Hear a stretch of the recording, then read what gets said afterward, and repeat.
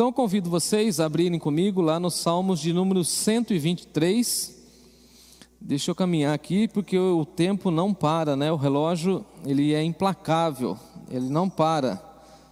Até às vezes eu tenho o sonho de que quando eu fosse pregar o sol parasse, a lua parasse, né? Como foi lá no caso de Josué, mas isso não acontece, tá bom? Salmo 123, diz assim o texto sagrado: a ti que habitas nos céus, eleva os olhos, como os olhos dos servos estão fitos nas mãos dos seus senhores, e os olhos da serva na mão da sua senhora, assim os nossos olhos estão fitos no Senhor, nosso Deus, até que se compadeça de nós. Tem misericórdia de nós, Senhor, tem misericórdia, pois estamos sobremodo fartos de desprezo. A nossa alma está saturada de escárnio daqueles que estão à sua vontade e do desprezo dos soberbos. Senhor, tem misericórdia de nós. Essa é a oração do salmista. Vamos orar? Senhor Deus, amado Pai, nós pedimos que o Senhor tenha misericórdia de nós, que o Senhor fale o nosso coração, que o Senhor revele a Tua palavra e a Tua vontade a nós.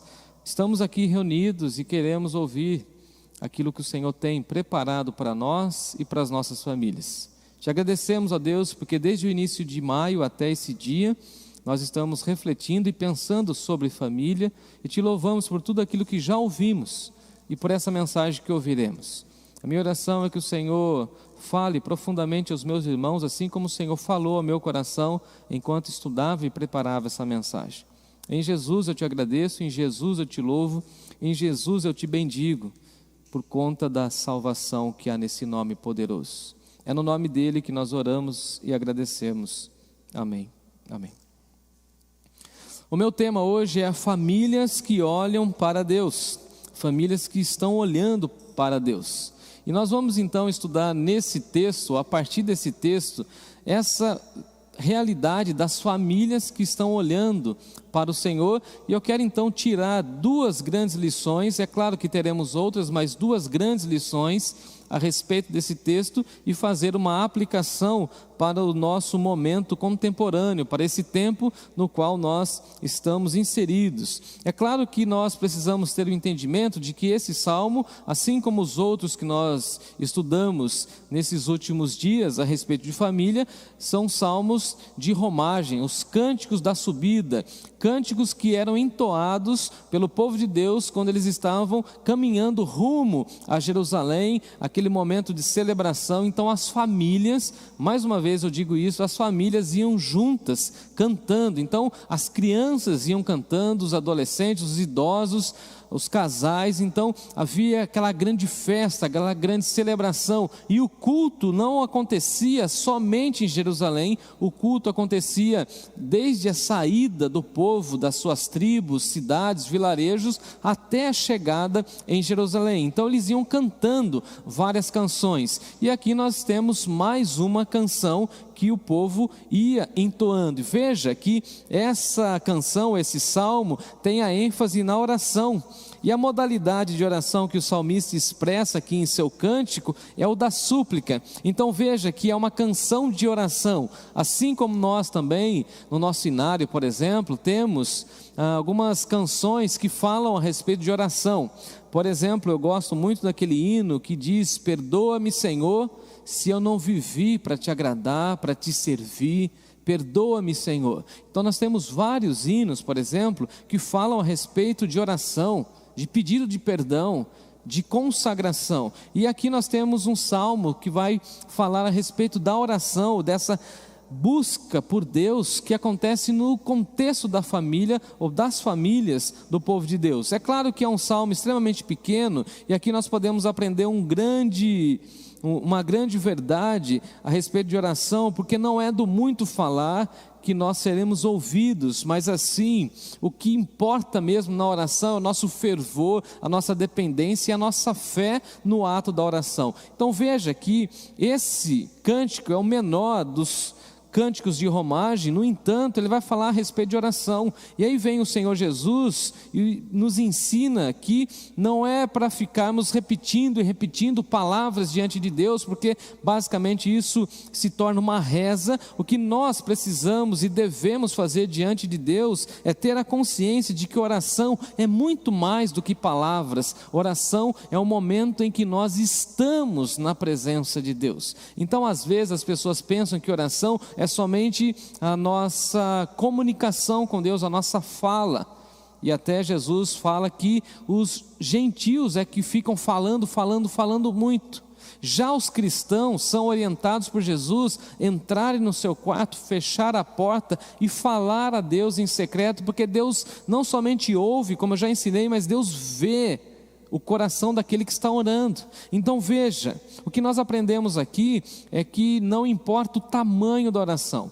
Às vezes até as pessoas pensam que as orações mais eloquentes ou com expressões mais rebuscadas ou orações longas é que serão atendidas, enquanto na realidade a Bíblia toda vai dizer para nós que Deus está atento àquilo que está no coração daquele que está orando. Alguns até sugerem que esse salmo tenha sido escrito no contexto de Neemias, mas não há muita certeza nesse quesito. Mas o que importa para nós é aquilo que o texto traz para o nosso coração. Então convido você a mergulhar comigo nesse texto e dessa forma tiramos algumas lições preciosas. No verso 1, por exemplo, o salmista ele começa suplicando assim: a ti que habitas nos céus, eleva os meus olhos. Então veja que ele começa já com essa referência, clamando a Deus, e ele fala de olhar para cima.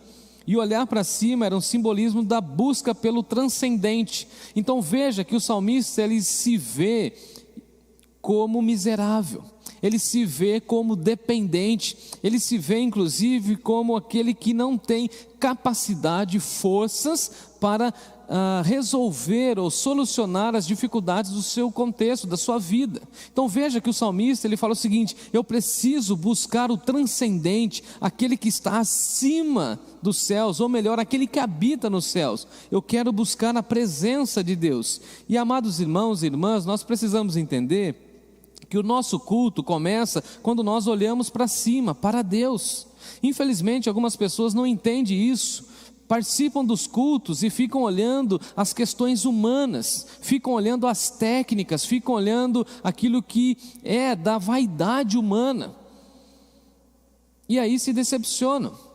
Certamente você conhece alguma pessoa que ficou olhando muito para as pessoas no contexto eclesiástico e se frustrou profundamente. Agora, quando nós vamos para o culto e olhamos para o alto, para cima, para Deus, o nosso foco está centrado em Deus, e quando nós estamos olhando somente para Deus, nós não nos decepcionamos, porque o Senhor cuida do nosso coração. Então veja que o salmista está nos lembrando que Deus está acima de nós. Ele é Deus e nós somos seus servos. Ele é Criador e nós somos criaturas. Ele é Senhor e nós somos os seus servos. Então o salmista tem plena consciência do seu lugar, do seu contexto, e também ele sabe da grandeza de Deus.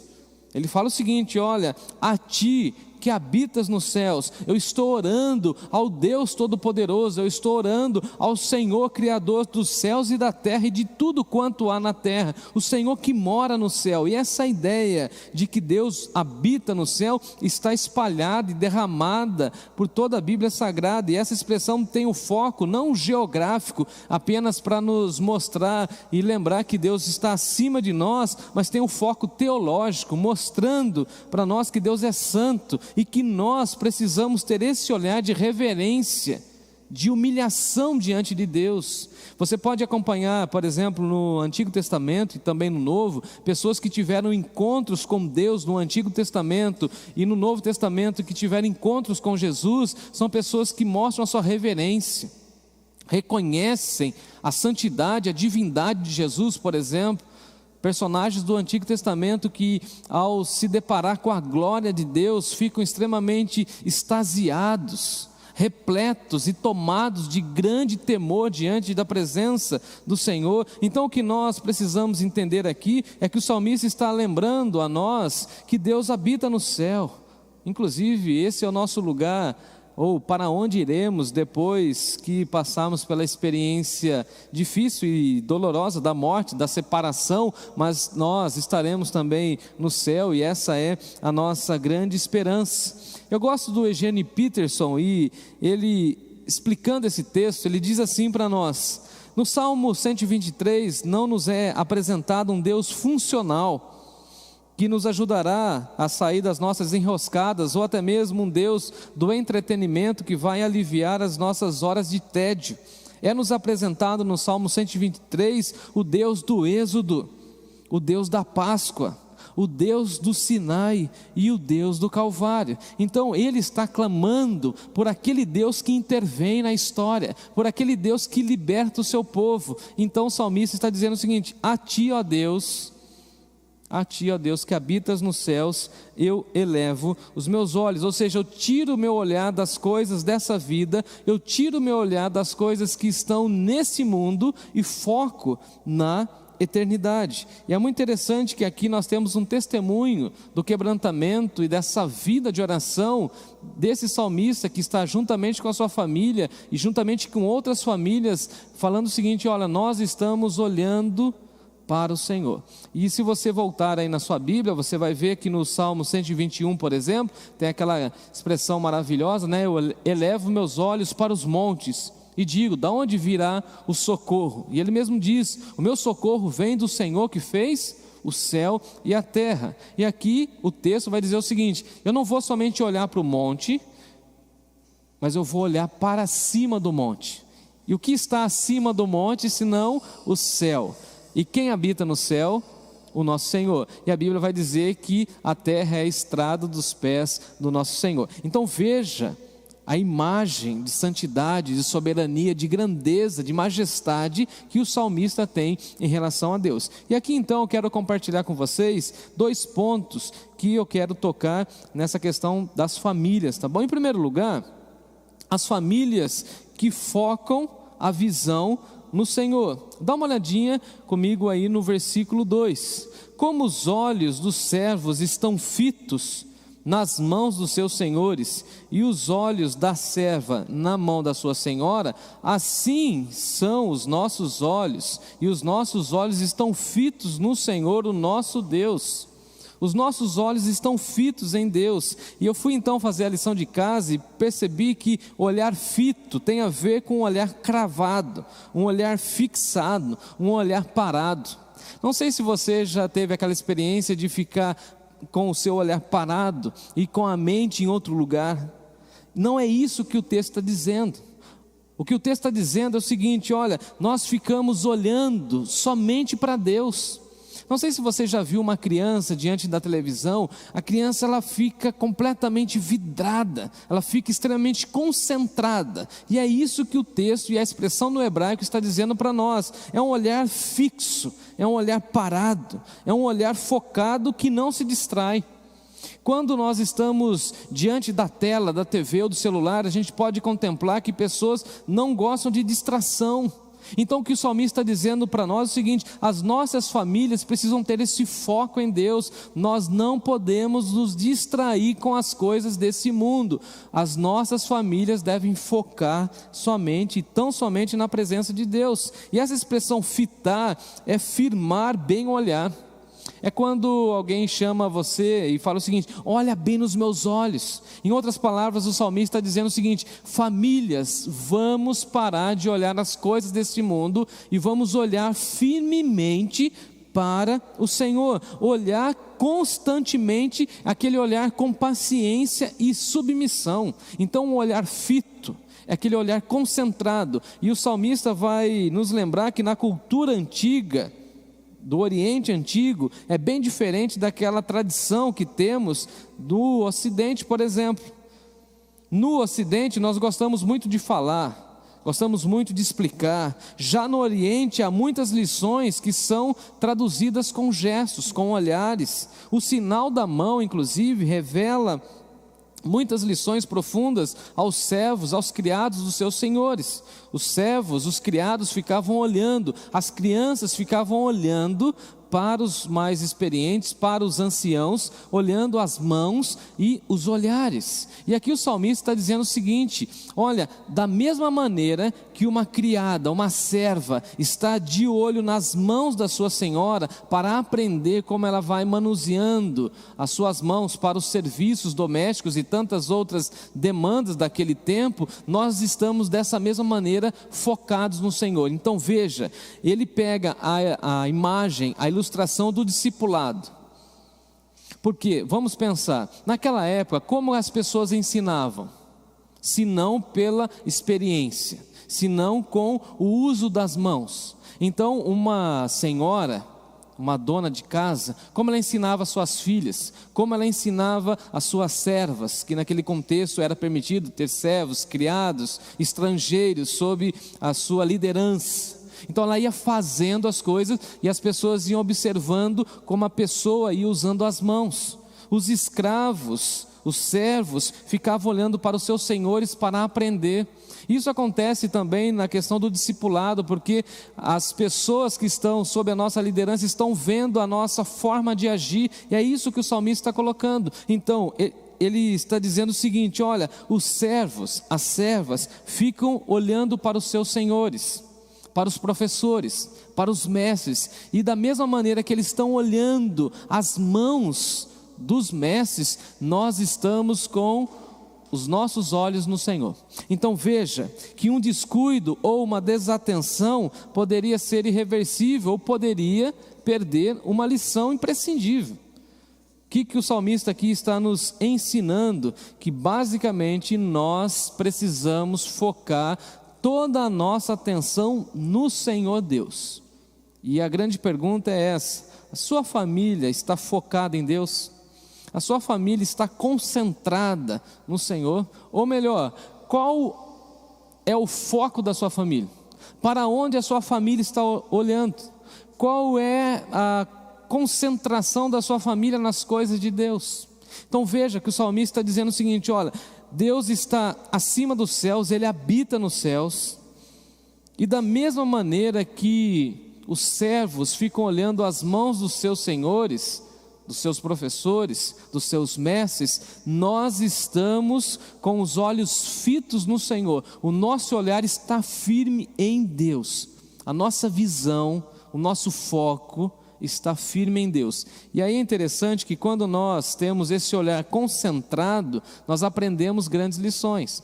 Porque veja, o que ele está dizendo é o seguinte: eu estou olhando para Deus, quero olhar para o alto, e quero que a minha família foque naquilo que é de fato importante e relevante. Então o que nós veremos? Veremos a mão de Deus, e conforme Deus for agindo, nós vamos aprendendo. E aí, amados irmãos e irmãs, o que nós podemos entender é o seguinte: será que nós aprendemos com as lições de Deus, com o agir de Deus? Será que a gente está vendo a mão de Deus cuidando da nossa casa, da nossa família e cuidando da nossa igreja?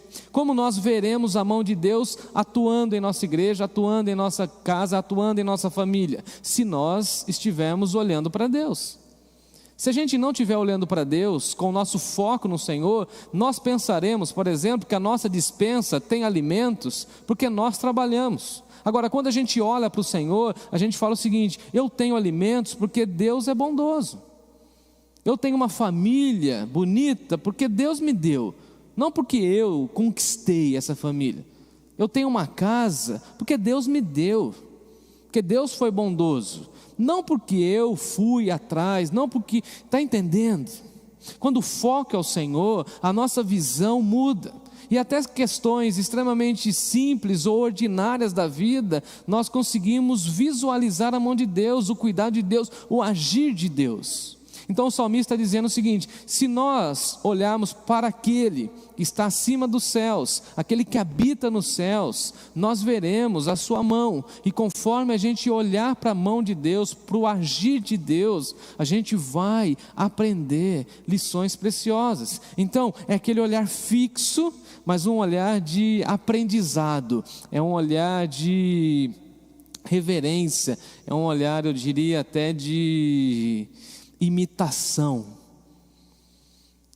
Se você buscar aí na sua cabeça, na sua mente, imagens de pessoas que inspiraram a sua vida, de professores, seus pais, mestres, você vai se lembrar que quando você estava diante dessas pessoas que você achava o máximo, pessoas incríveis, você ficava olhando com um olhar fixo. Eu me lembro de professores e eu ficava lá como uma criança assim, completamente chocada ao entender que aquela pessoa sabia muito. Quando meu pai, por exemplo, estava mexendo com as ferramentas, eu ficava somente olhando para ver como ele manuseava as ferramentas, para depois eu entender como usar as ferramentas. É isso que o salmista está dizendo. Quando o nosso foco está em Deus, a gente vê a mão de Deus, e vendo a mão de Deus, nós queremos também ser úteis nas mãos de Deus. Então veja que ele está olhando para Deus até que Deus mostre a sua compaixão à sua casa, porque ele coloca no plural.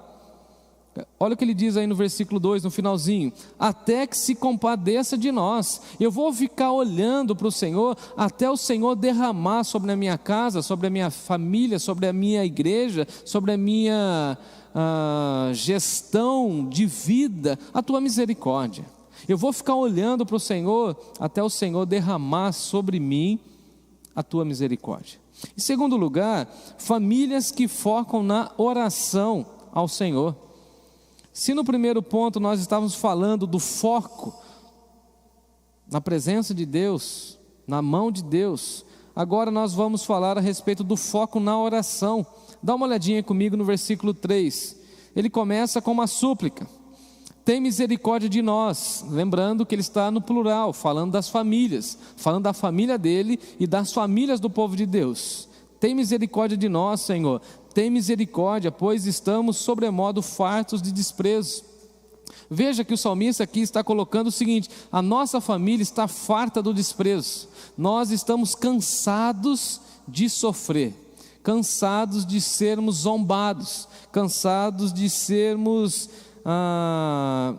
desprezados, esculachados, alvo de zombarias. Eu não sei se você já passou por isso, eu quero crer que não, e espero que não mesmo, mas como é ruim ver a sua família ou ver alguém da sua igreja sendo completamente zombado e desprezado. Inclusive, tem sido muito triste para mim, como pastor, ver pessoas falando a respeito de pastores, de igrejas, que estão passando por momentos difíceis ou por escândalos, e o nome de Deus vai sendo desprezado. Nós estamos cansados, fartos de desprezo. A pergunta que às vezes eu faço é o seguinte: será que a sociedade olha para nós com carinho ou olha para nós com desprezo?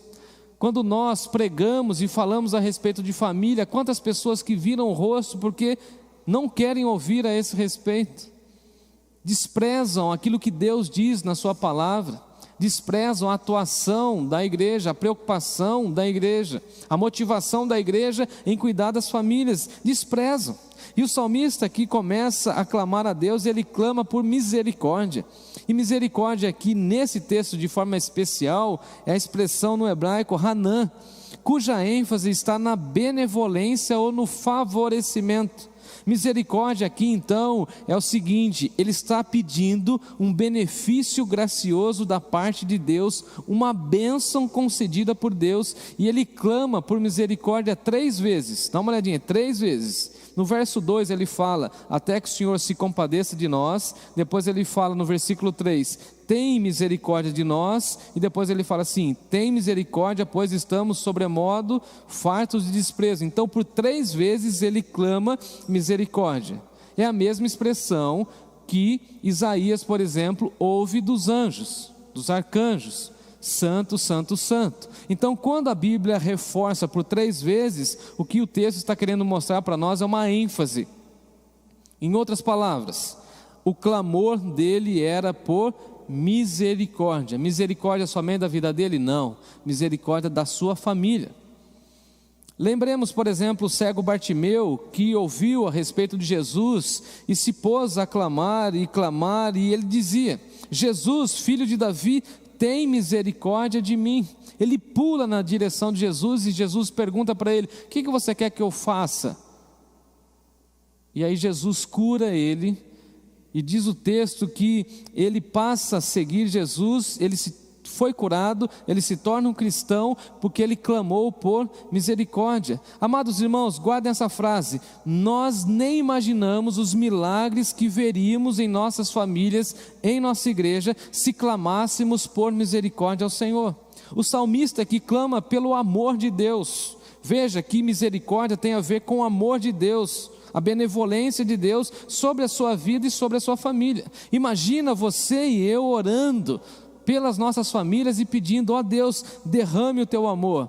Agora, eu escrevi aqui uma listinha: clame por misericórdia no seu casamento, peça que Deus cuide do seu casamento com amor eterno. Clame misericórdia sobre a vida dos seus pais, você que é filho, você que tem os seus pais vivos, agradeça a Deus, clame misericórdia, peça que Deus os abençoe, peça que Deus derrame a sua misericórdia sobre a vida dos seus pais, clame pela misericórdia do Senhor na vida dos seus filhos, na vida dos seus netos. Peça que Deus derrame o seu amor gracioso, bondoso e protetor na vida dos seus filhos, na vida dos seus netos. Clame por misericórdia na vida dos seus primos, na vida dos seus tios. Clame misericórdia na vida dos seus avós. Clame misericórdia pelas famílias da sua igreja. Clame a Deus, que Deus cuide, abençoe, proteja as famílias da igreja. Que Deus tenha misericórdia dos pais que estão sofrendo, vendo seus filhos longe da igreja. Clame a Deus por pais que estão chorando, porque querem ver os seus filhos servindo a Deus.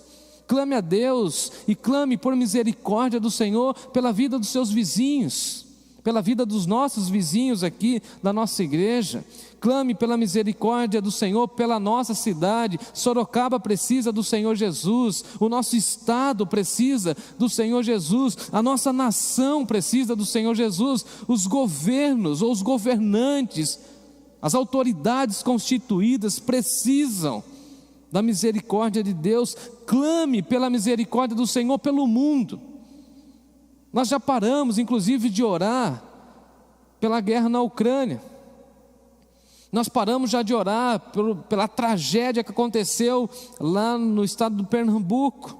Clame a Deus por misericórdia, porque a Bíblia diz que nós não somos consumidos por conta da sua misericórdia, porque Deus nos ama. Então veja, Ele não nos trata segundo o nosso merecimento, mas Ele nos trata segundo a medida do seu amor eterno. Então veja, se Deus retirasse a sua misericórdia de nós, nós seríamos aniquilados. E aí vem Jeremias lá em Lamentações e vai dizer para nós que a cada manhã Deus renova a sua misericórdia para conosco, para não sermos consumidos. Chegamos aí no versículo 4, quando ele diz assim: a nossa alma está saturada do escárnio daqueles que estão à sua vontade e do desprezo dos soberbos. Veja que o salmista está colocando aqui o desprezo de uma maneira sistemática, ao passo que leva ele ao cansaço. É aquele desprezo total, aquele desprezo diário. Então veja, ele está aqui sofrendo com o desprezo das pessoas. E aí vem Jesus e diz para nós que o mundo não nos amaria, que o mundo teria ódio dos cristãos. A expressão que o salmista está usando aqui é o seguinte: ele diz que está satisfeito, ou seja, ele deve ter engolido muito desprezo. E nada é mais doloroso, irmãos e irmãs, do que o desprezo. Ser tratado com desdém é uma situação extremamente horrível. Até as pessoas acham que o oposto do amor é o ódio, mas o oposto do amor é a indiferença. Quando a gente trata uma pessoa com indiferença, com desdém. Não sei se você já passou por isso, eu já passei por isso. Uma vez uma pessoa olhou para mim assim, com um olhar de desdém. Quando eu me apresentei como pastor, ela olhou assim, com uma cara assim, dizendo: mas você é pastor? Com desrespeito, com desprezo. Charles Spurgeon, falando a respeito desse texto, diz assim: Grandes corações foram partidos e espíritos corajosos foram enfraquecidos sob o poder maldito da falsidade e o terrível flagelo do desprezo. Desprezar alguém é machucar. E veja que o salmista está machucado. Ele foi completamente exposto ao desprezo dos soberbos, pessoas altivas, arrogantes, pessoas que tentaram tripudiar sobre a vida dele. Agora, nós podemos também lembrar da parábola que Jesus nos contou a respeito do publicano e do fariseu, em que o líder religioso, o fariseu, desprezou o publicano, que nem atrevia a olhar para cima. E aí Jesus vai nos contar lá em Lucas capítulo 18, que o fariseu voltou para casa sem receber a presença de Deus, no sentido de sentir que a sua oração foi ouvida, enquanto o publicano volta para sua casa justificado. Veja, o fariseu despreza o publicano e Deus não ouve a oração do fariseu, porque o fariseu orava de si mesmo para si mesmo, enquanto o publicano estava completamente quebrantado e contrito diante de Deus e não ousava levantar os olhos. E a expressão de Jesus é o seguinte: qual oração Deus ouviu? Claro que foi do publicano. Agora, a minha conclusão, separei aqui de forma didática. Esse salmo nos ensina, em primeiro lugar, a lembrarmos que Deus é criador e Deus é soberano, ou seja, Deus governa tudo, aquele que habita nos céus. Segundo lugar, esse salmo nos ensina a olharmos fixamente para o nosso Deus, a fitar os olhos em Deus. O nosso foco deve ser o Senhor. Terceiro lugar, esse salmo nos ensina a clamarmos por misericórdia. Misericórdia do Senhor sobre as nossas vidas. Em quarto lugar, esse salmo nos ensina que Deus não atende os soberbos, mas que Deus dá graça aos humildes. Aqueles que desprezam, aqueles que são soberbos, aqueles que são arrogantes, não têm parte com Deus, não são atendidos por Deus. Já os humildes são atendidos por Deus. Que a nossa oração seja por misericórdia de Deus e que a nossa ação seja olhar para Jesus. Olha o trocadilho que eu fiz. Que a nossa oração seja: ó Deus, tem misericórdia de mim, da minha casa, da minha vida, do meu casamento, da minha família, da minha igreja. Tem misericórdia da minha nação. Tem misericórdia, tem misericórdia. E qual que é a minha ação? Olhar para Jesus. Eu me lembro do apóstolo Paulo quando ele diz: deixando as coisas que para trás ficam, eu prossigo para o alvo, para o prêmio da soberana vocação em Deus por meio de Cristo Jesus. Ou o autor aos Hebreus, quando ele diz assim, e encerra com esse texto: olhando firmemente para o autor e consumador da nossa fé, Jesus Cristo. E eu espero e oro e clamo a Deus que as nossas famílias possam olhar somente para Deus, focar no Senhor, nessa visão de Deus, naquele que habita nos céus, e, em segundo lugar, famílias que clamam por misericórdia. Veja que o salmista não tem uma lista de pedidos, a única coisa que ele deseja é ser abençoado, protegido e amado por Deus. Que essa também seja a nossa oração, em nome de Jesus. Amém. Amém.